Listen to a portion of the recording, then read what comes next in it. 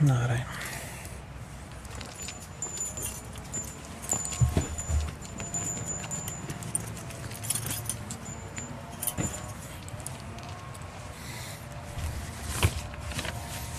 And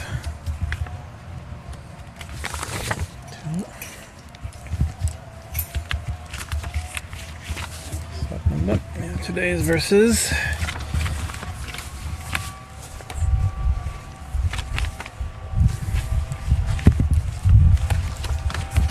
Yesterday's verses. Last week's verses. Oops. Hold it. Thank you. I usually do it on my iPad. Thank you. The verses I don't want to burn up.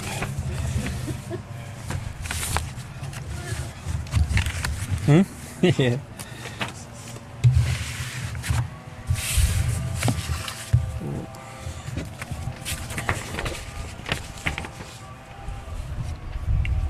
Thank you. No, but when they go down, light the next path. Oh, yeah. yes. Yeah. No, that's all right. Smoke is good. Dooney likes smoke. You can go ahead and turn this one on. Okay. That's all we This is for you. I'll share it. Share the page. I know when people come, you can give anybody else come. We have 3 more sheets. Oops, sorry. Maybe 4. Please repeat. Om Namo Bhagavate Vasudevaya. Om Namo Bhagavate Vasudevaya. Om Namo Bhagavate Vasudevaya. Om Namo Bhagavate Vasudevaya. Om Namo Bhagavate Vasudevaya.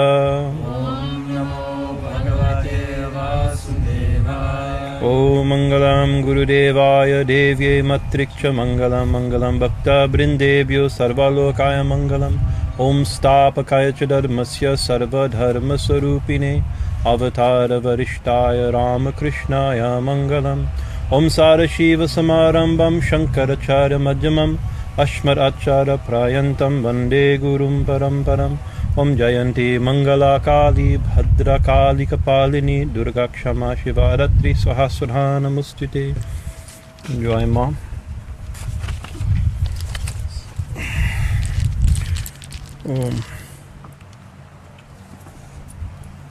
So we're picking up where we left off last week, right? With the prayers of the Guhyakas to Lord Krishna. In the story, almost everybody was here last week. This is the story of Damodhara, where Krishna was bound by his mother with a rope for being a naughty boy, right? He was bound by his mother to a rope to a wooden grinding mortar, and so finally controlled him a little bit from being naughty, and she went off to do her work. And then he saw outside 2 Arjuna trees sitting next to each other, and he thought, I bet you I could fit in between those trees. So he went, and he got through the trees, and then pulled behind him easily, even though a grinding mortar is very heavy for a little boy, but he's not a normal little boy. Pulled the grinding stone, and got tugged, and gave a little tug, and the trees came crashing down. Right, and out of those trees came 2. Okay. Yeah, good. Out of those trees came 2 divine beings, some sort of a semi-divinity called the Guhyakas. These are the sons of Kubera. And then it tells their story that in the previous life, thousands, tens of thousands, Jaima, come, tens of thousands. You want to sit over here? You can be careful as to wire.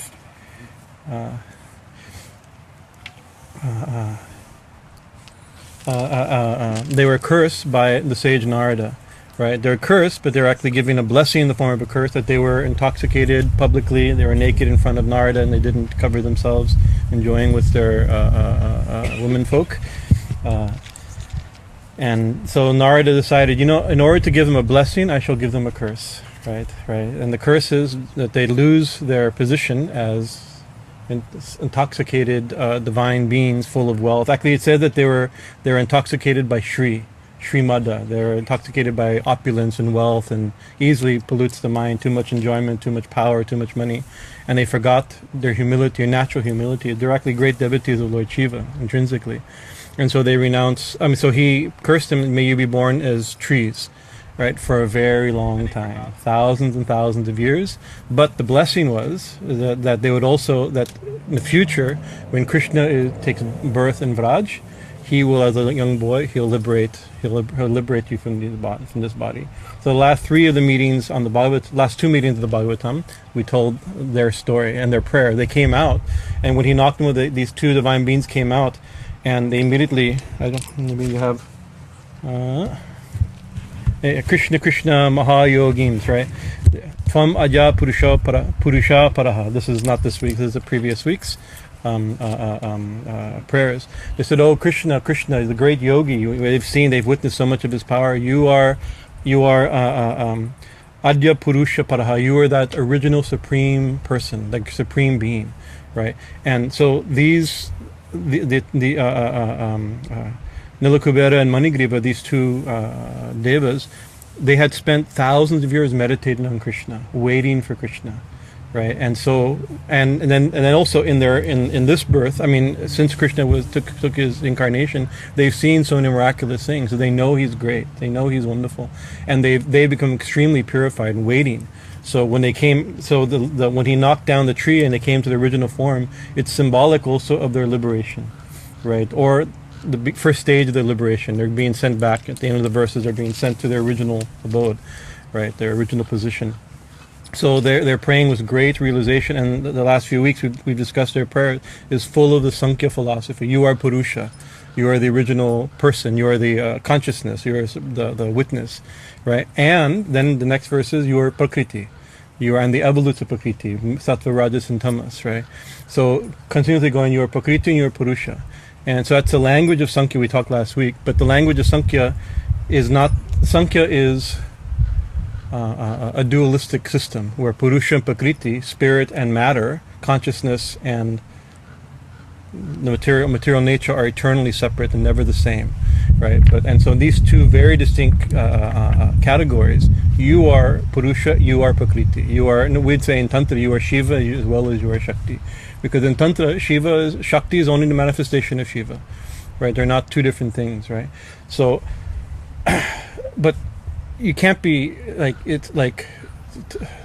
you leave the language of Purusha and Prakriti is the language of observer and observed. The language of so the observer and the observer can't be the same thing, right? You know, the thinker and the thought, right? They can't be the same thing. You know, so to say that you are Prakriti and you are Purusha, we say these things, but it doesn't make. That's today you quoted that song. What is it? Sometimes you're Purusha. It's a Ramprasad song, right? Sometimes you're Purusha, sometimes you're Prakriti. Thinking of this, is it Kamalakanta or Ramprasad? Kamalakanta. This goes crazy because these are two. You can't be both things, right? But you're so much more than Prakriti and Purusha. You're the one that even Prakriti and Purusha manifest. Right, so this is a very big statements, right? And so we discussed that last week, and I'll just read. There's only I think 4 or 5 prayers. I'll read so we catch up to those prayers. Oh Krishna, Krishna, great yogi, you are the original supreme person. You are manifest and unmanifest in this universe. This form, or your nature, is understood by the knowers of Brahman. So your real nature can only be known. These aren't the verses that you have right now. These are last week's knowers of Brahman. You alone exist in all beings as body, breath, soul, senses, and controller. We talk Yadevi Sarva-bhutashu, similar thing. You have appeared in everything, in all beings, as all these aspects. You indeed are time, O blessed Vishnu, O the unchanging, the Lord. So you are that changing nature, time, and all body, soul, prana, senses, like that, as well as the witness. In other words, that's by saying you're unchanging and you are time, it's saying you're Purusha and you're Prakriti. The same, it's just a different language unfolding. You are the subtle aspect of that great Prakriti, consisting of Rajas, Sattvas, and Tamas. You are Purusha, the witness of the movements in this complete field of Prakriti, or you are the witness of all fields, means all bodies of this whole universe. You are ungraspable by those with bodies and minds, whose bodies and minds have been agitated by the gunas of Prakriti. right? So we can't know you because our mind and body is agitated, right? And the thing is, of course, you're never an object of knowledge, but when the instrument of knowledge, the mind is agitated, it's externalized. And there we can never see. We quoted from the last week from the Yoga Sutra that yoga is the cessation of the vrittis in the mind. Then what happens? The seer rests in his own nature. It doesn't have to, so then you can be seen, right? But for most of us, that's like saying it can't be seen. The saying that you're going to be seen when the seer rests in his own nature and the vrittis of prakriti are completely still is basically saying you're not seeable for most people, right? But it says, so what do you do? But to you, that supreme Brahman, right? That we may not be able to see you. Yogis can see you in a certain sense, right? But what do you do? What if how to know the know, or how to the 2 days ago in the morning I was thinking about these verses, and I opened up a book of Swami Shivananda and the first thing he says, Brahman is the knower. It can never be an object of knowledge, right? So you can put the book down. So once so that's the safe thing. Brahman is never an object of knowledge. It's the knower, right? But actually, even the knower and the object of knowledge both arise in Brahman. It's not even that's not an exactly accurate thing either, right? And generally, but the thing is, it can never be an object of knowledge. Not even the knower is Brahman is even dependent of that, right? Or to speak of the object of knowledge. So what do? How do you know it, right? So the yogic way, our Guruji used to say. Right, so that the body and mind are agitated. Stop the vrittis in the body through yoga, pranayama, through asanas and pranayama. Stop the vrittis in the mind through meditation. Right, then the reality which is always here will reveal itself, not be seen. It's the seer, or it's the behind the seer and the seen. Right, it reveals itself. But he said that's very difficult. It turns out, right? It's the yogic path, right? And so. Background to this story, these verses have to be understood in the light of the Damodhara Lila, right? Because when Yashoda, because of naughty Krishna, is trying to tie him up, right? And it's like, how can you tie? He's can't be known. He's beyond. He's the source of everything. He has no source. He has no limits, right? He's unlimited and he has no limits. He's a beginning, middle. He has no beginning, middle, end. He's a beginning, middle, end of everything. These verses were there, right? Yet, out of devotion. Right, he was tied up by a cowherd girl, not by a powerful yogi. Of course, we know the past. Yashoda is not a normal cowherd girl, right? Cowherd woman, right? She was actually in the backstory. She was a powerful yogini, right? The wife, I'm forgetting just now, whose wife, what her name was. It's known. We discussed it. Her past story, and the fruit of her tremendous austerities is a vision of Vishnu. And then she says, let me forget that you're not, you be born as my son and I don't know your God. Right? So it's the exact opposite. It's almost so, that realm that she's entering is way beyond the realm of yoga. That's the point, right? This realm, so even their statement, you are Purusha Prakriti, you can't be known only when the mind's completely still. That you can be known, but the mind completely still, right? When Prakriti is still, the Purusha reveals its rest in its own nature, or witness reveals its own nature, that's a yogic sense. But that's basically saying you can't be known for most of us, right? Except for great yogis. But even great yogis, the greatest yogis, recorded at least in the mood of the Bhagavatam, their ultimate boon is to not be yogis anymore, right? Or to be a different type of yogi. The type of yogi they want to, out of love, you can be known, right? And so that's why that final verse from last week, Tasmai tubhyam bhagavate vasudeva vedase. Therefore, we worship you, O all-pervading son of Vasudeva, right, the source of everything, right? The Vedas, you are the source of whose glory has been covered by the gunas, right? That's the final. So in other words, you are an object of worship, right? So while they're saying, we talked about last week, while they're saying you can't be known, you can't be seen, yet they're seeing him. That's how we ended it last week. They know him. They're saying you can't be known, you're the supreme Godhead. Right, who can't be known, but they're seeing him, right? That's the secret, right? How the unknown, how the unknowable, something that's never an object becomes an object, right? We call that kalpana, yes, kalpana, right? And there's two. We discussed a little bit over the last few weeks. There's two views of this. There's one idea that Brahman, in order to be worshipped, to be meditated, arupa has to be attributed to it. right? So this is unusually saying, well, that's a very classic thing to say, oh, humans superimpose some, give it some name, give it some form in order to think of something that's not thinkable, right? That's true. That also happens, right? But that's not what's happening. It's a different, who's doing the kalpana-ing? We can make a verb out of kalpana, right? Who's given the attribute, who's giving the attribute? Krishna is allowing himself to be seen out of devotion. That's the thing. Those who, therefore we can't know you, therefore we worship you. But worshiping you is a way of, and he reveals himself, because they are seeing him. Yashoda did tie him up, right? And that's, you have to remember, all this is actually, you have to remember, he was tied up, and this, he knocked down the trees, and these two beings come up and give him these prayers. He's still tied up, right? So this is the one, they're saying, you who can't be comprehended, you can't be bound, they who can't be, it's like, he's still tied to the mortar of his mother's affection. Right, so this is a very important point. So from there, we'll continue our next verse after a sip of warm tea. So, oh, that's the wrong one. That's No, the one if you want some tea. Oh, you. Tea? No. Let me find if I have my part two. So I'm a little distracted today. Yasyāvatārā jñāyante. So jñāyante, we understand. Now he's talking about, okay, you're that infinite being, you're a supreme Brahman. We bow to that Brahman who's known as Vasudeva, the source of everything.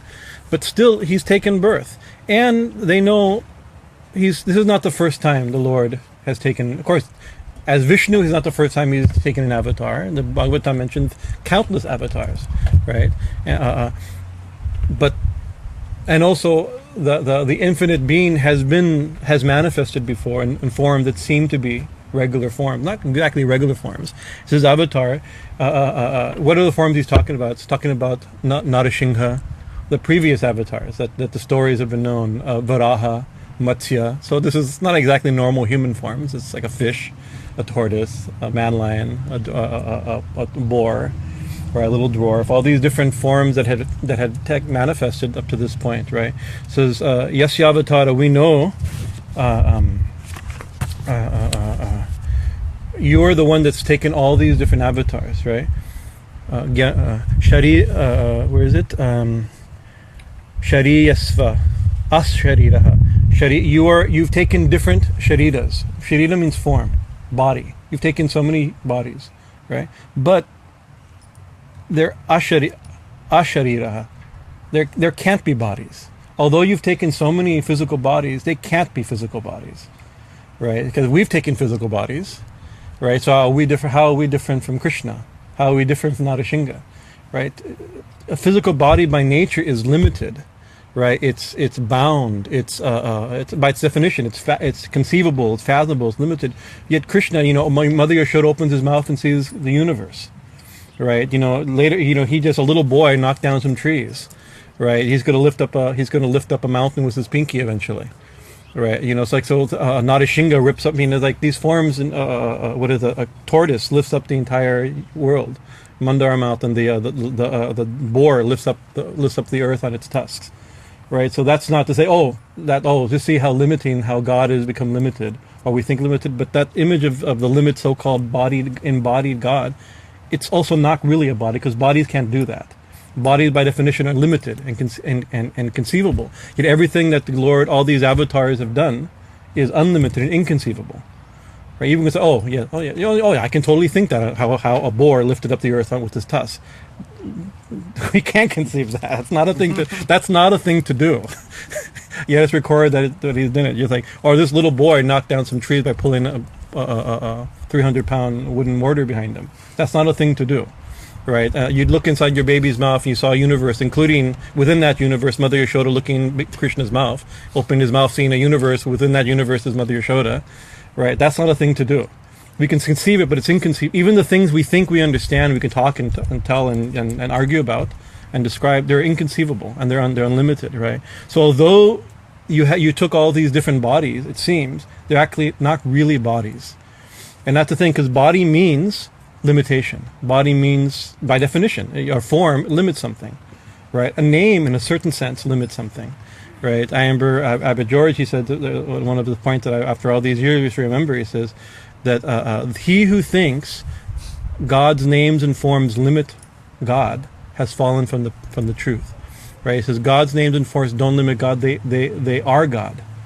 Right? God is unlimited, therefore His form is actually looks like a form, but it's actually unlimited. His name looks like a form, a name, but it's actually God. Each one's absolute. God's name's absolute. God's form's absolute. God's lila is absolute. God's stories are absolute. God's dham is absolute. Right? So that's the thing, is that although they look like normal bodies by our definition, they can't be normal bodies. Right? They can't be understood. Why? Actually, that tais tair.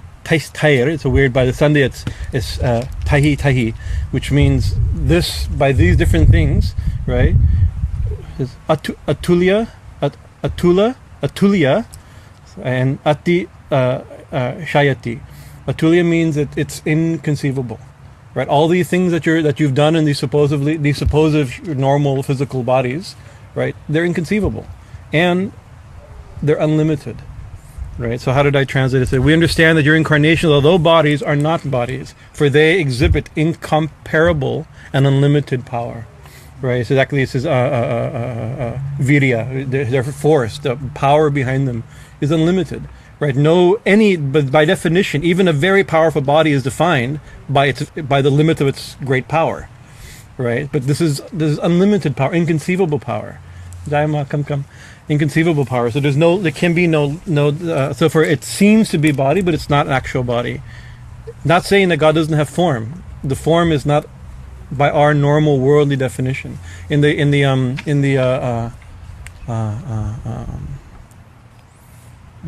Vindamari Purusham, the Brahma Sutra that's quoted a lot. Says Satchidananda Vigraha. Right, you are your form is made. So you say your vigraha, your image or your form, your murti. What is it? Like my form is made of, too much fat, some skin, like this, right? Or if we make an image of God, it seems it's made of stone, perhaps, or wood, paint, right? But actually, the ingredients are Satchidananda. Satchitananda is inconceivable, infinite, unlimited existence, consciousness, and bliss. Those aren't things. Chinmoyi. Yeah, Thakur says Chinmoyi. Actually, when that's right. When M's first meeting with Sri Ramakrishna, second meeting with Sri Ramakrishna, when Sri Ramakrishna plays a little mental spiritual judo on him, he says, "So you seem to be a nice boy. Do you believe in God with form or without form?" Right. And so immediately it's like, are you like Purusha Prakriti? It's like these are two incompatible things. These things that it's like if you believe one, you can't believe in the other. It's because he's using Aristotelian. Aristotelians? Yes, logic. Once I mess up, my tongue won't say it, so I just move on. I look at him and move on. It's going to be too much struggle, right? Something is it's a law of non-contradiction. A door is either open or closed. Something is either white or not white. Right, so God has form and it can't be form and formless, right? And Thakur said, "Oh, that's good." And he said, "No, I believe God is formless, sir. That appeals to me." Well, that's very fine. That will do, right? But don't think you're alone or right. That doesn't make sense, right? So like, is the door open or closed? It's closer. Oh, that's very fine. But don't think you're alone. Those who think it's open are also right. That's crazy, right? Thinking of this, Kamalakanta goes mad. That was the idea. These categories can't match, right? By definition, they're chinta. It's inconceivable, right? But the reality that's being described as form or formless is something completely different, right? Two ways of describing it is using the language of form, or even the language of form. We don't even know. We don't have anything in the mind that's formless or inconceivable. The word inconceivable is a made-up idea, construction of the mind. We can't conceive of the inconceivable. So you've never thought. You don't know what inconceivable means, because by definition inconceivable, right? So the reality which some religionists consider with form or without form, personal or impersonal, right, is beyond these concepts of personal, impersonal, form or formless, right? So that's kind of what's being described. So we understand your incarnation, although bodies are not bodies, for they exhibit incomparable and unlimited power, right? And then it says,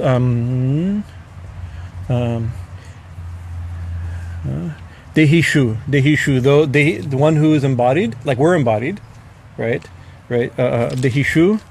My brain is dehiṣv.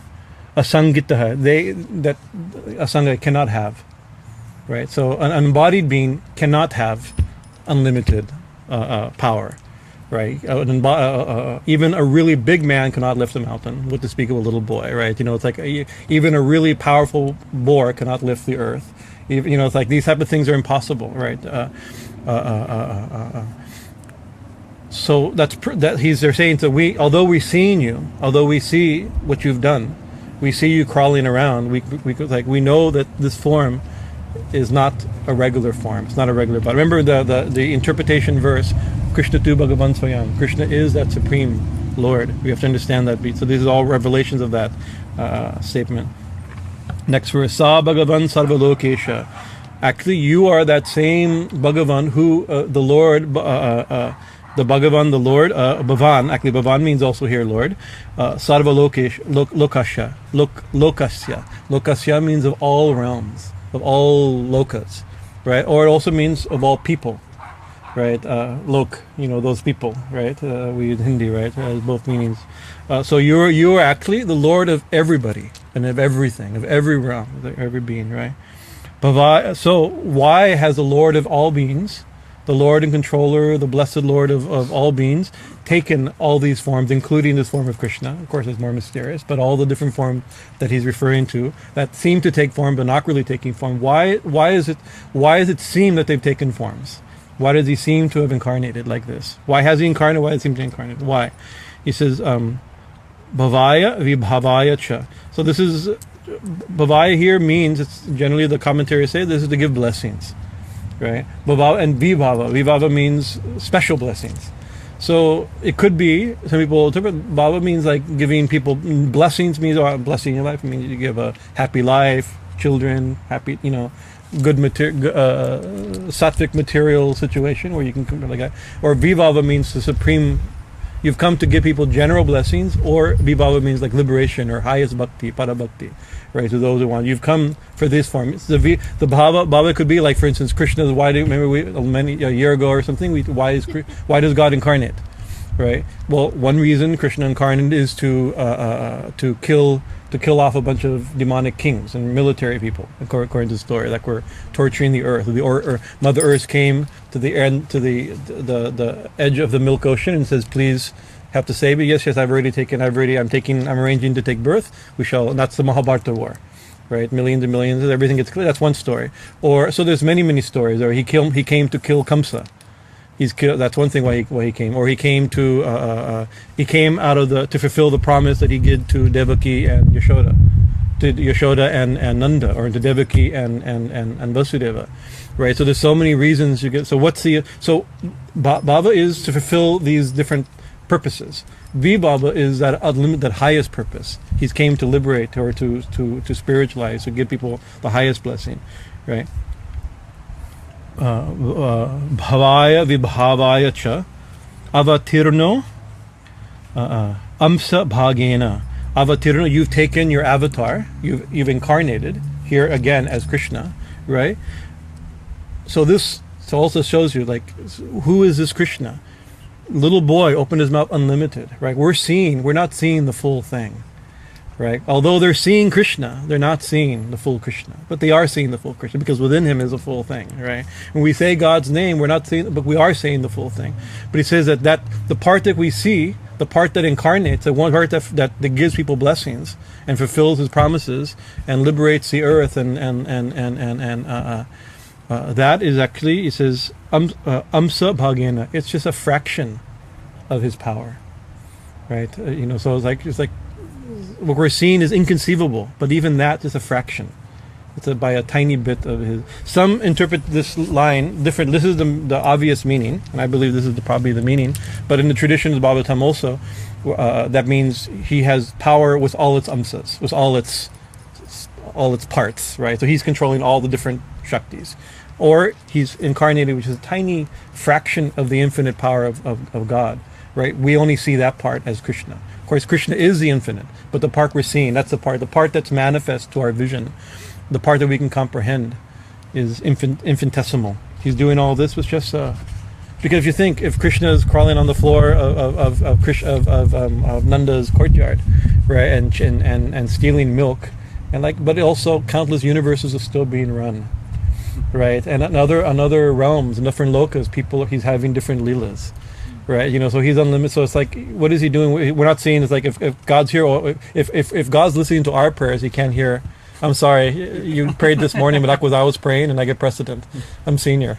He's listening to me. He didn't hear you. It's not like that. God is unlimited. Everything he does everything just by a spark of his splendor, a spark of his power. Right. You are the Lord of all beings, the Lord of blessings, and have incarnated at present by a fraction of your power to give material or spiritual blessings, material and spiritual blessings. Right. 36. Over here.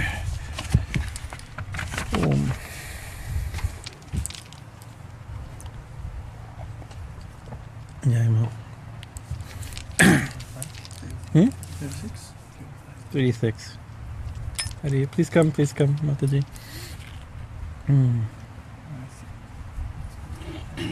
So then, remember, what do you do to such a being? You simply worship, right? So they start their praising. Nama Parama Kalyanam, Nama Parama Mangala. Right? Therefore we're in Jai Mataji, where these are the prayers, the Guhyakas to little baby Krishna when he knocked down the trees. Very nice. In verse 36. You are the Lord. Nama Parama Kalyanam. Right. You've by a fraction of your power, you're doing all these things for your different avatars, including this one. Why? We bow to you, who are Parama Kalyanam. You are the ultimate good, supreme good. Right. Supremely good. We bow to you, Nama Parama Mangala. We bow to you, the supreme auspicious. Sarva-mangala mangalyam vārinyam varadam shivam. Sarva-mangala mangalye shive sarva-lokasya. These, we bow to that. So actually, he's not Sarva-mangala mangalyam or Sarva-mangala mangalye means the most auspicious among auspicious beings, or it means the auspiciousness of auspicious beings. Right, and actually the thing is, to do these are attributes that are being described to Krishna, to God, right? You are the most good, you are the most auspicious, you are the most powerful, right? But in their previous prayers, you're never an object of knowledge. You're always a subject, right? What does that mean? That means he's goodness, he's auspiciousness, he's power, right? So he's a thing itself, we only see manifested, but you're the thing itself. Nama Parama Kalyanam, Nama Parama Mangala, Vasudevaya Shantaya, O Vasudeva, all-pervading Lord, the son of Vasudeva, right? Shantaya, you are the peaceful. Yadunam Pataye Namaha. So this is beautiful. You are that the supreme good, the supreme auspicious, the all-pervading Lord, and you're also Yadunam Pataye Namaha. You are the Lord of the Yadu clan. Right, so once again, you are crawling on the floor of Yashoda's and Nanda's courtyard. Right, that unlimited being that inconceivable being is conceivable. You've taken out of affection to with the cowherd community. Where are we here? We bow to the supremely good. We bow to supremely auspicious. We bow to Vasudeva, the peaceful, the Lord of the Yadus. And then, so this is. So far their prayers have been glorifying. You are Purusha, you are Prakriti, you can't be known, you're the knower, all these very philosophical statements. Even this last one, that although we see you having a form, the form is not what we think because it's unlimited, powerful, not like a normal form. Right? These are all philosophical. Now what do you do with that? And we bow to you, bow to you, bow to you. Now it's this is the first time now they're praying. They're requesting something. And so this is actually something we should, because how do you, after stating he's not knowable and inconceivable, yet they're seeing him and they know him out of effect, so he's revealed himself. So this is the secret. How can we think of the unthinkable, know the unknowable, right? Comprehend the incomprehensible. So sadhana is required, right? So these are the details this is the detail of all devotional sadhana. The beautiful, it changes meter also. Vani gunano kattaha. Let me find it here. Change pages here. Did I lose it? Yadunam Vasudeshantaya. 36, 37. Oh yeah. Oop, Anjana. Did I skip a verse? I may have skipped a verse. Yes. Vani. Oh, I did. No, I skipped over. Sorry, I'll go back to that. Sorry, I skipped verse 36. We jumped to 37. Hold that thought. 37. 37. Bless us. Oh, now here's a prayer. Bless us, O Infinite One, the servant of your devotee. Now, who is it a servant of? The servant of your devotee. Who is that devotee? It's Narada Muni. Because Narada Muni shows you that even a moment, the famous line, even a moment's association with a holy person changes everything, right? Even, what is it, that Rumi quote, right? A chance meeting with the beloved and a river changes course. One little thing, once it changed, it's a different, and we can all trace our spiritual life off. I mean, sometimes there's a natural awakening, but usually meeting some devotee, one conversation, one spark, and everything changes, right? So for them, even seemingly inauspicious, their meeting with Narada Muni was not a respectful meeting, right? They stayed naked in front of a rishi and got cursed to be born as trees for thousands of years. But what a blessing it was, right? They're looking at the one that's not seeable.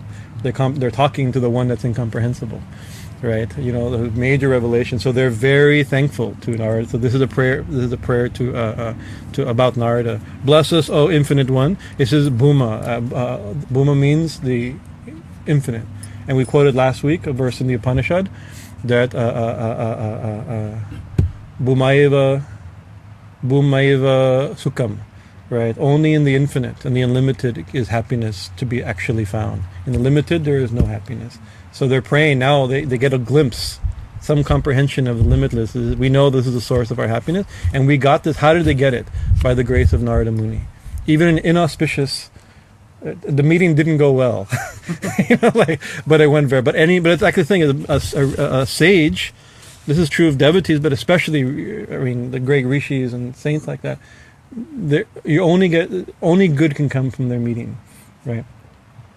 So they're praying.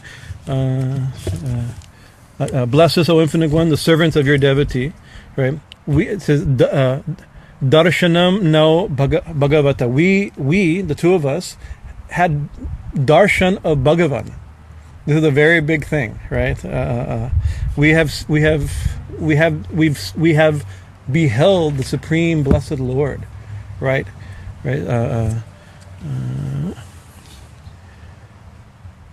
Vīryair ashir anugrahat, by the mercy of that sage, right? So you believe blesses. We're beholding you because of the mercy of that sage, right? The blessings of that. So we can always trace, even when we talking about Narada, when we gave classes a couple years ago on the Narada Bhakti Sutra. He says, how does devotion arise? He said, it comes, and he says different things. It comes by this, it comes by that, it comes by this, it comes by sadhana, it comes by good previous birth, samskaras. He says, but mostly it comes with the association of some saint or some devotee, some senior, some advanced spiritual person. Right, and that's a big theme in this, because that's this whole story. Actually, these whole little philosophical discussion and backstory of the trees is kind of shoved into a very sweet lila of Yashoda tying up Krishna, and then you have this, it's taking us a month to unpack, right? The story, right? But it is important. You'll see how how we get that devotion. Bless us, O Infinite One, the servants of your devotee. It is by the grace of that sage, only by the grace of that sage, that we've had that vision of Bhagavan, Blessed Lord. Now, the prayer, the actual now, what he said, bless us. What bless us? How? This is the details, right? Vani means our words. With our words, what do we do with our words? With our speech, our power of speech. Guna, kantane. I'm reading on two different sheets. So with our words, may we us ascribe your gunas, your qualities, your glories. Here means glories, right? So let us speak only about you, right? So this is actually this is like a checkpoint for sadhana, right? What should we do, right? Well, we should. Krishna says also, the thoughts of my devotees dwell in me, and they're always engaged in enlightening each other about my glories, right? Machita gata prana, that mantra, right? That verse.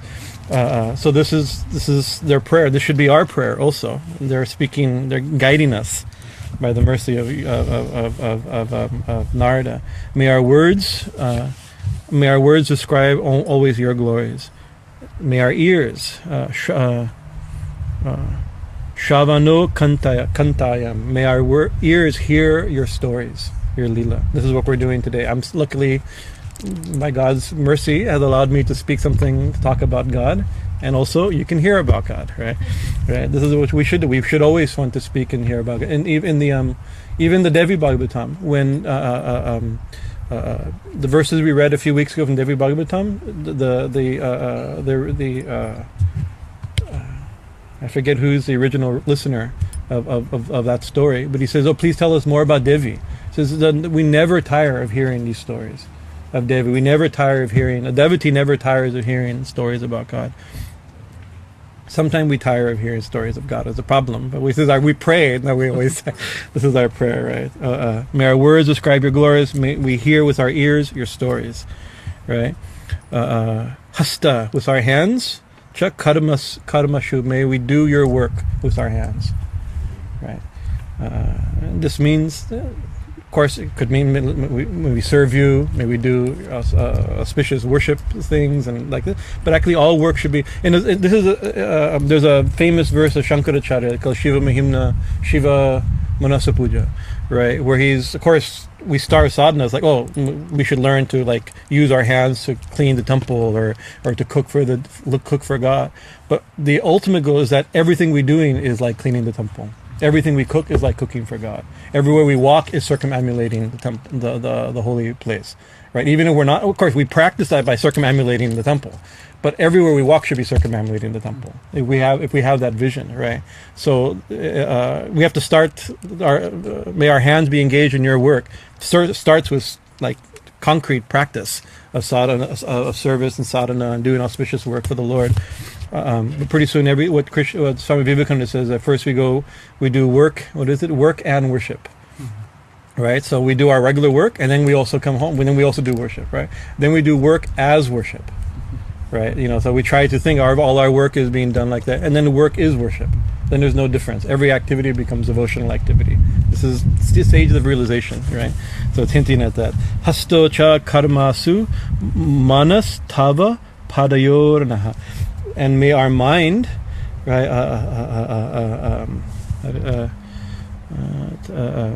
Tava means your, right? Padayo. May our mind always be at your feet, right? So our mind always think of your feet. May it always dwell on your feet. And so then the last line, it says smrityam, in memory. May our mind always remember your feet. That smrita goes to the previous line, right? With the way they're broken. Smrityam. So may our words describe your glories. May our ears hear your stories. May our hands do your work. May our minds remember your feet, right? Then what about our head? Let our heads bow. Where is it? Shiras tava, your nivasha jagat pranami. So may our heads always bow to your what is it? Nivasa. Nivasa means dwelling place, right? So and you can see right now, right around now, probably there's many people bowing doing their prayers towards Mecca right now, right? To go to that holy place, right? We also think we try to find a holy, we always face the deity. We want to bow where you dwell. Where is that dwelling place that our head should always bow? It's also jagat. It means this whole universe, right? It's the thing is that where is he dwelling? Of course, you could say, oh, he dwells in Vaikuntha, he dwells in Vrindavan, she dwells in the other room right there. She does, and he does, right? But he also dwells everywhere, in every moving thing. This moving universe, and means jagat means world, jagat means living thing, jagat means universe, right? And jagat means everything. Right, so we bow to everyone, to everything. I mean, if we had that vision, this is a very big prayer for them. May we only speak of you, may we hear about you, may we only work for you, may we always remember you, and may we always be worshiping your dwelling place where you live, which is everywhere. Right? That's a big thing.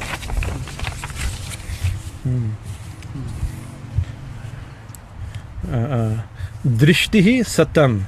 Darshanestu bhavat tanunam. Drishti means may we see. What should we see? Right? Satam means the saints or the devotees. right? In the Gita language, sometimes it's Satam, sometimes it's Bhakta, sometimes it's Mahatma, sometimes it's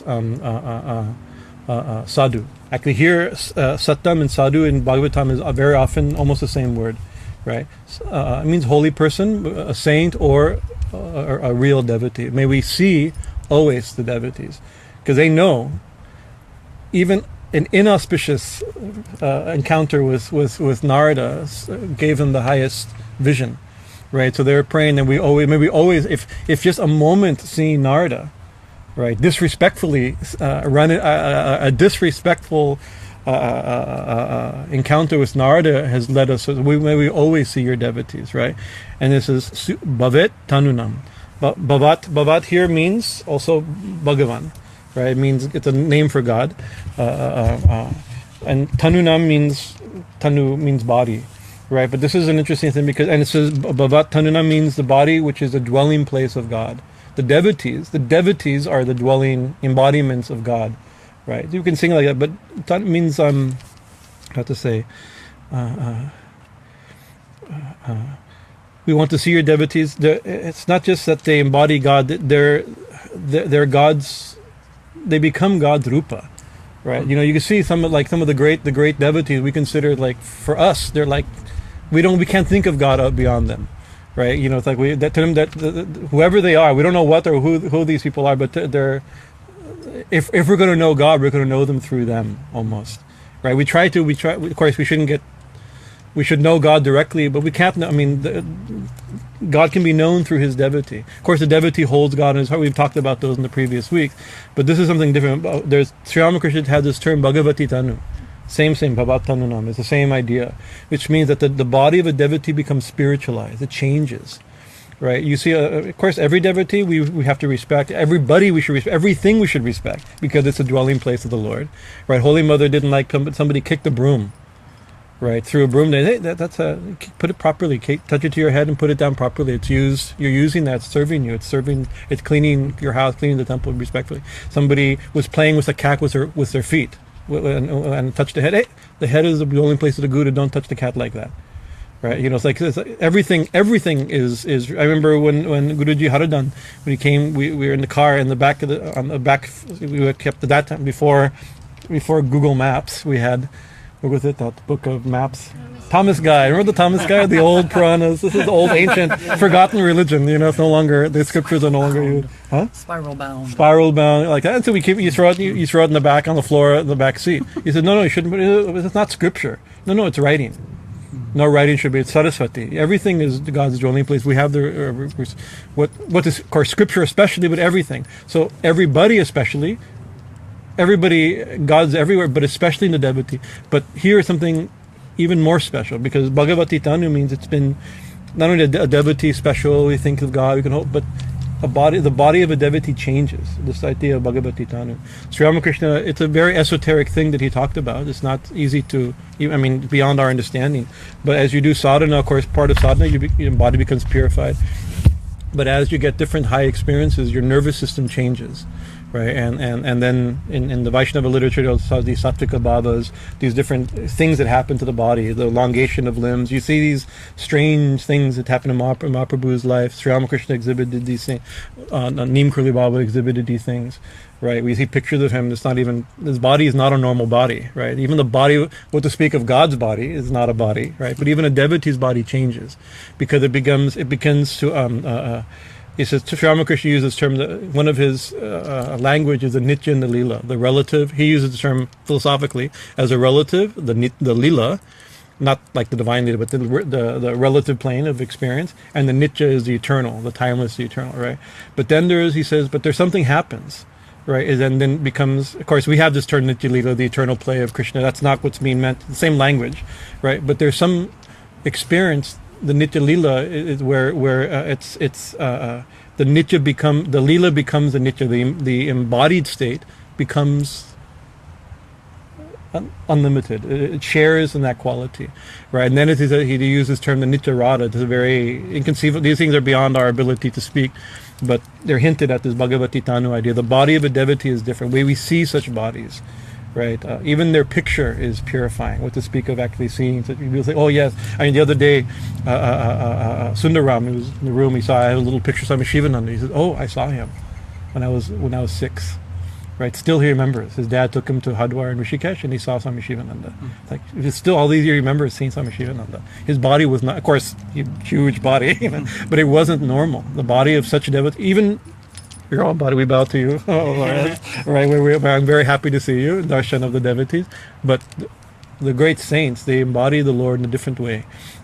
This is the idea, Where are we now?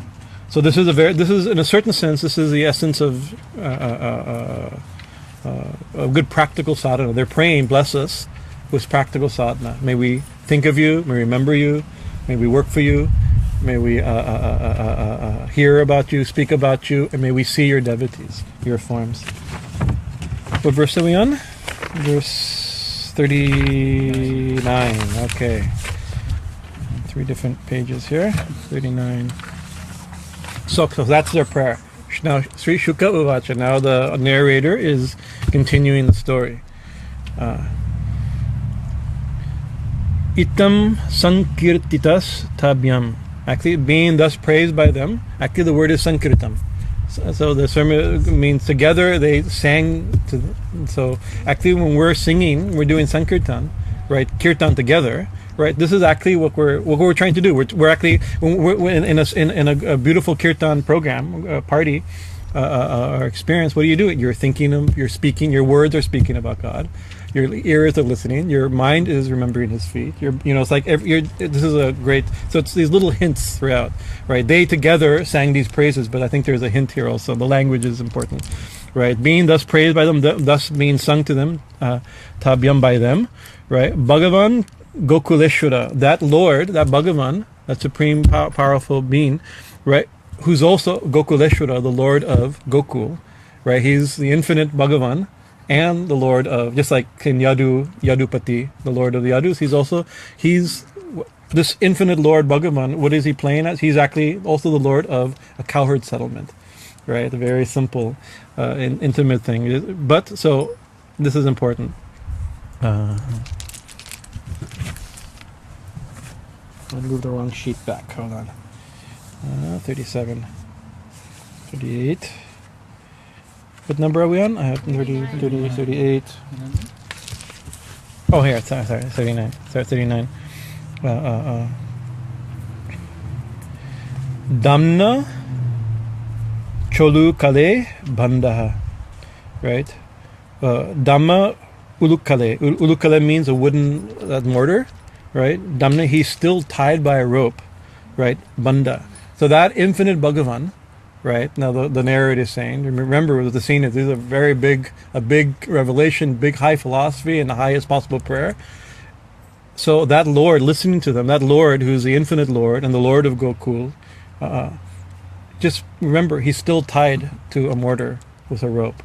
Right, that's a very important point. That this is the whole secret of these verses, right? Because you think the story of the Guhyakas being cursed by Narada and being born as trees and like that is meant to give commentary, I believe, if I could be so bold, right, to the Leela of the Damodhara Leela of Krishna, how Krishna, the absolute truth, can be tied by a cowherd girl. Right, that's out of love. This is what we're trying to do. Also, we're trying to comprehend the infinite out of love and affection, to hold the infinite, Bhagavati Tanu. So that Lord spoke to the Guhyakas, smiling. Of course, he's smiling. You just think about it. It's like after all this, it's like, remember the little boy. This may be the second thing we've heard Krishna say after all this time, right? He's still a little boy. He's barely speakable, right? I'm not sure if maybe he spoke before. It's been a long time ago. We read. Not much, right? I think he challenged the cowherd girls on something or another about when he was just previous to this. He was stealing butter, and I didn't know. That's right. The first thing Krishna said was a lie. Yeah. I just remember after all this, right? Yeah, he says, "Who broke this? You steal that? I didn't do it."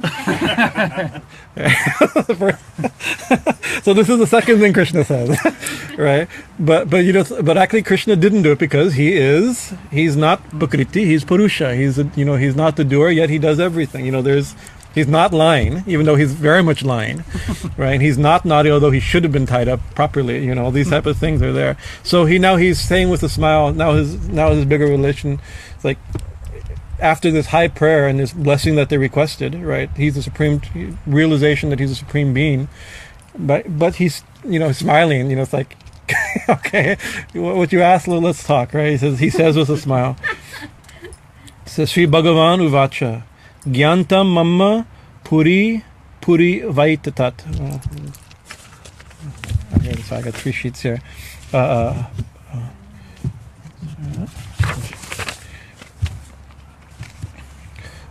Jñātam means I know, I understand. Mama, me. Pura eva etat. Right? I know the past about what's going on here. So I know your past. Right, the little boy first thing he's saying, actually, now he's not. Okay, I didn't do anything. I didn't. It's not my fault. Right now, he's actually. I know everything. Right, I know your past. I know what happened. I know how you got to this point. Right, he says, Bhagavan. Oh no, sorry. Rishina karunatmana.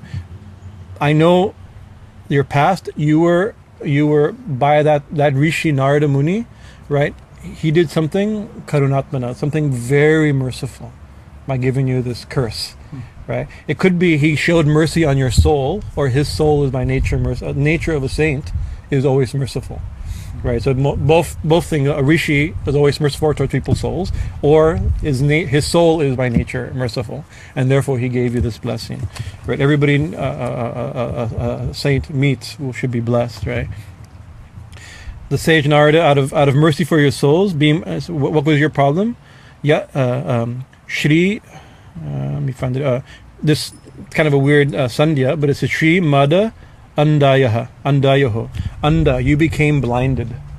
How? Mada means intoxicated by Shri, by money, by power, by enjoyment. Right? You became blinded. Right? So out of mercy, out of great compassion for you, he gave you a blessing or a curse, however you want to say, right? Vagbir, which is he spoke words. Actually, vagbir here means curse. That I know in the past you were cursed by the saint, right? Because you became blinded, you've lost your spiritual vision due to your intoxication, your madness, due to material opulence, you could say. Vibhamsaha, and you became vibhamsaha, you fell down from your position. They were, even if just take the story as it is, we can take this as a metaphor of spiritual, we fall from our spiritual understanding, right? We were once great beings, and somehow or another we have forgotten God, and here we find ourselves in physical embodiment and conscious separation from God. Yay us. So we should be really proud of ourselves right now, right? Sorry to be a bummer on everybody, but that's the situation. Sometimes it's good to be honest, right? Yeah. But by the mercy of some sadhu, right, we've all slowly, and we're trying to, let us think of you, let us remember you, let us worship you, let us sing your names, let us hear your stories, may it be in the company of your devotees. This is how, by the mercy of some saint, we're coming up like this, right? Or the saints were coming up like this, right? So I know your past is known to me, being blinded by intoxication of wealth. You lost your position. You fell from your original. So that, as a metaphor, we're on that like. But even in their story, they were great beings. Not only because they had some deva body, right? Not so much that is that they're the sons of Kubera, right? Of course, that's their problem. They have a very rich dad, right? I grew up. We went to a slightly rich high school, so we had lots of these type of people in our lives. Yeah. So we know the sons of Kubera. We went to school with them. They're trying to friend us on Facebook right now. We're trying to avoid the sons of Kubera. They're dangerous. But anyways, but they were also described. They were actually great devotees. Right? So they were great bhaktas. They were great evolved beings. Right, but because they got a little bit bewildered, they fell. But before they fell all the way down, they only fell a little bit, and they were, by the mercy of a saint, they were thrown up. We quoted this verse a few weeks ago of Shankaracharya. We talked about that you take a metal ball, up staircase, boom, boom, boom, boom, boom, boom, up a spiral staircase. But if you drop it, boom, boom, it falls it doesn't stop till it hits the bottom. right? But if you jump and grab it, or somebody else, don't drop this, it only goes, and then you pick it up and you slowly, right? That's the stake we should be in. We shouldn't let ourselves go all the way. We haven't fallen all the way down this time. Being blinded by the intoxication of wealth, you lost your position you've lost your position by the mercy of the saint. Interesting. You fell. So actually, that fall down is very mysterious, right? It's interesting. By the mercy, via his curse, right? So sadhunam samachittanam. Let me switch pages here. Sadhunam samachittanam. Now you have to be in the company of who is that saint, that rishi? Who is that sadhu? Now his qualifications, his symptoms, I guess you would say, are being described, right? Samachittanam. Their chitta is. Sama means same. I mean, the way of saying that, it says two things. Samachitta means their chitta is still. Means they're expert in meditation. The vrittanis are like this, but it has a more common meaning, is that they're equal-minded. Sama means equal, same. We get the word same from that thing, right?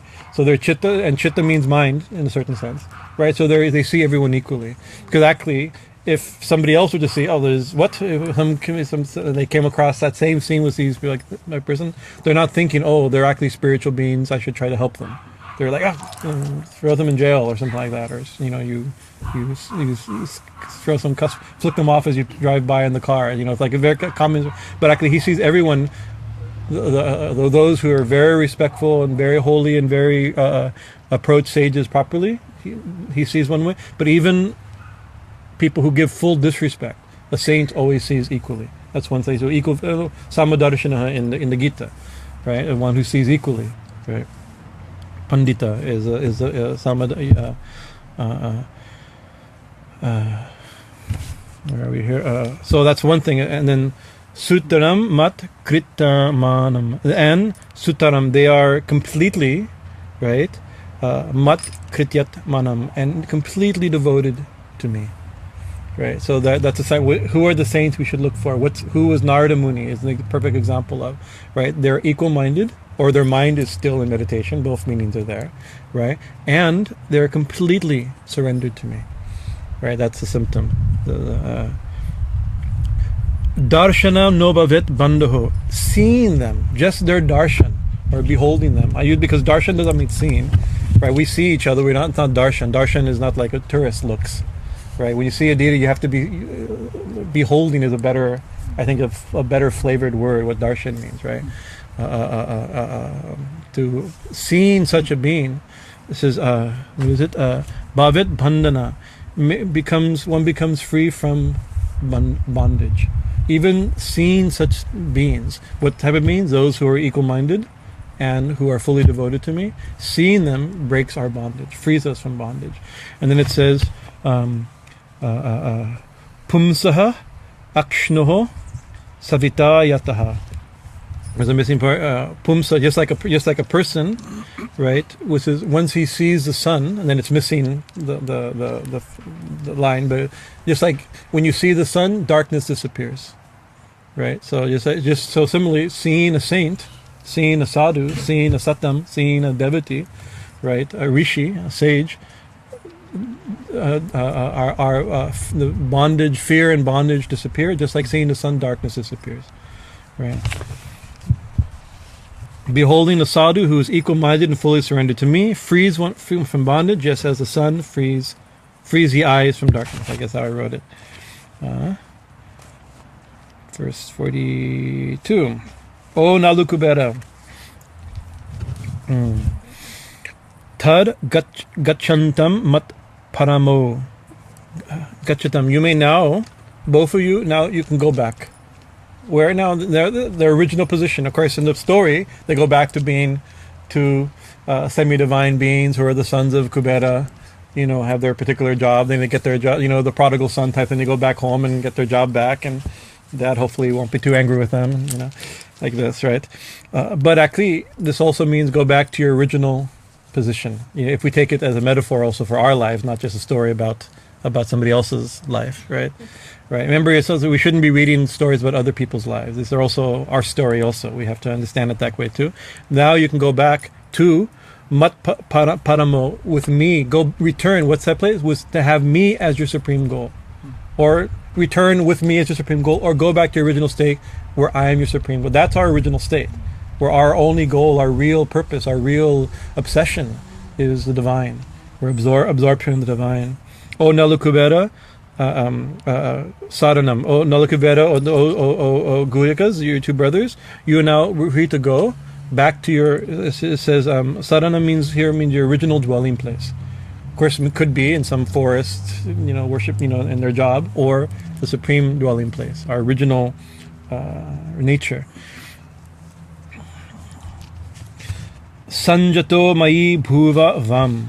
Sanjata means completely filled or saturated mai with me, absorbed in me. Bhavaha, by bhava. Bhava means high devotion. It's a very, of course, it's a technical term, but bhava means it's a very high devotional state, right? Sanjato mai bhavaha, ipsitaha paramo bhavaha. Again, bhavaha. So, ipshitaha means as you requested. So he's saying request granted. Right, you've requested. Now you go. Yes, you go. You return to your original abode, right? With me as your supreme goal, with full devotion to me, right? In other words, what you prayed for, I'm granting. This is the granting of the boon, saying yes to the prayer, right? Right. How does it? O Nalukubera and Manigriva, you may now return to your own abode as desired by you. You now possess love for me, the supreme, and that's a very important. Let me find it here.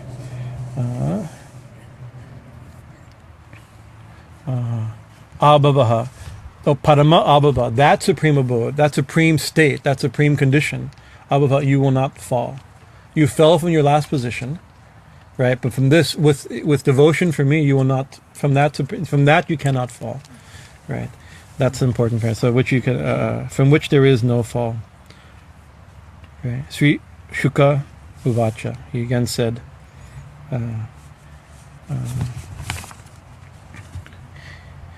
Itti utto tau parikrama. So being thus instructed, they did parikram. As a traditional way, you walk around the Lord, right? You walk around a holy being, and pranamya cha puna punaha, and they bowed again and again, right? Continuously, puna punaha. Right. Bhada uluk kalyam amantra. They taking permission of who? They took permission of the Lord, and before they left, who did they take permission for? That one who is still tied to the mortar. But again, we shouldn't. This is commentary on that story.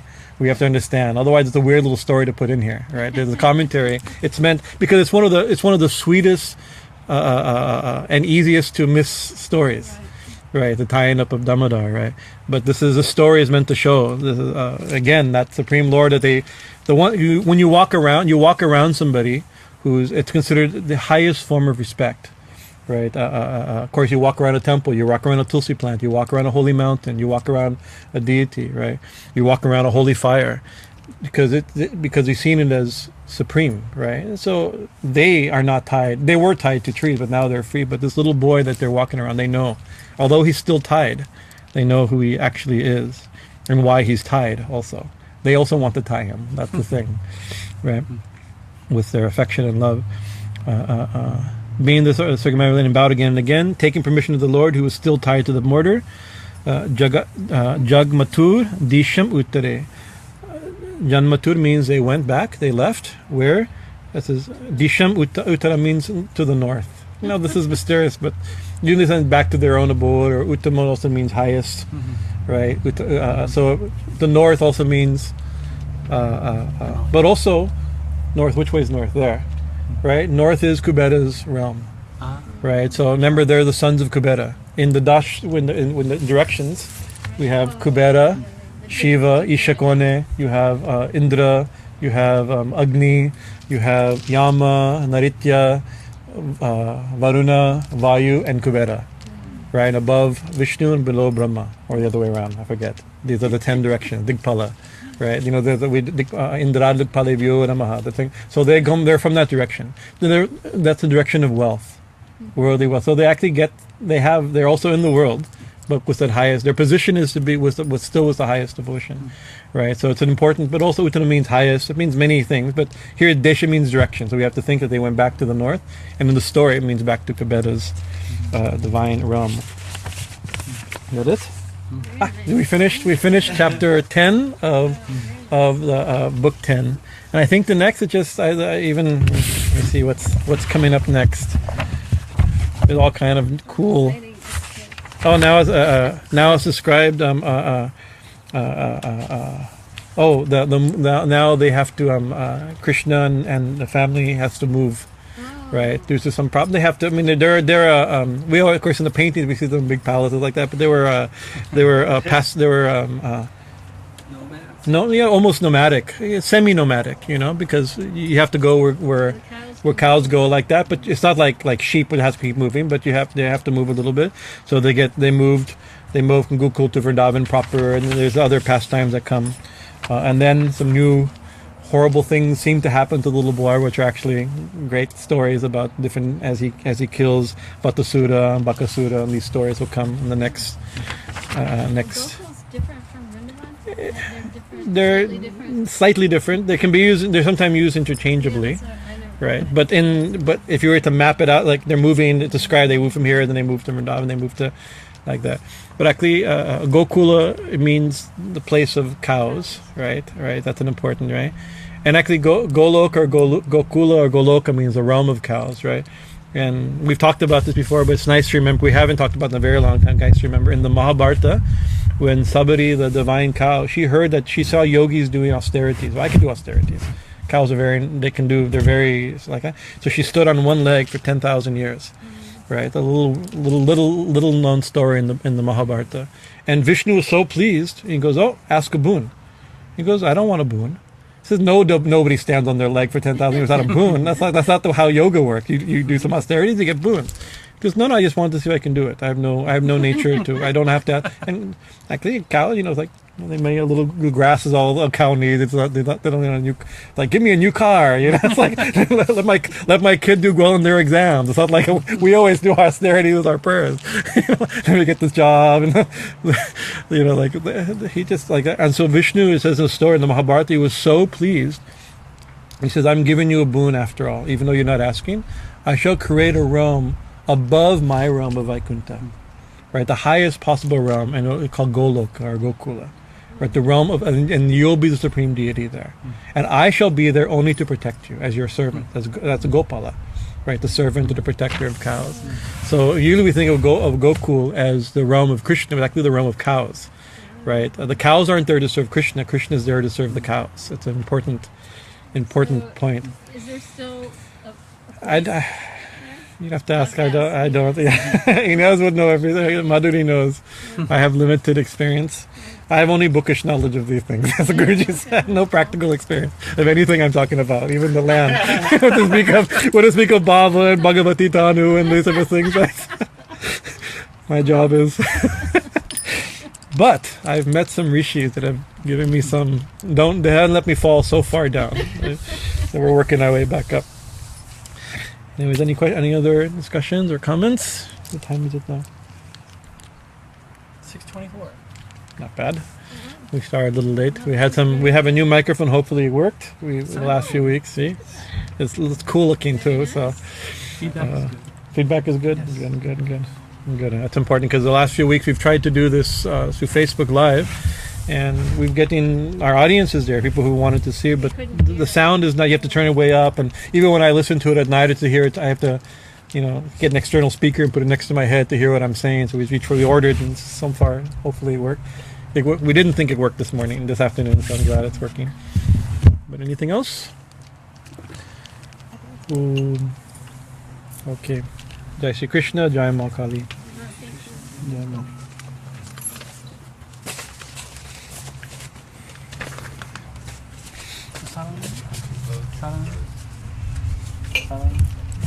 Is there anything more warm in there? The fall has come. What to do? It is. Yeah. Came so Getting fast. early. Yeah, like in 2 days. Well, hopefully we'll see it. I came early, I feel, huh? Yeah.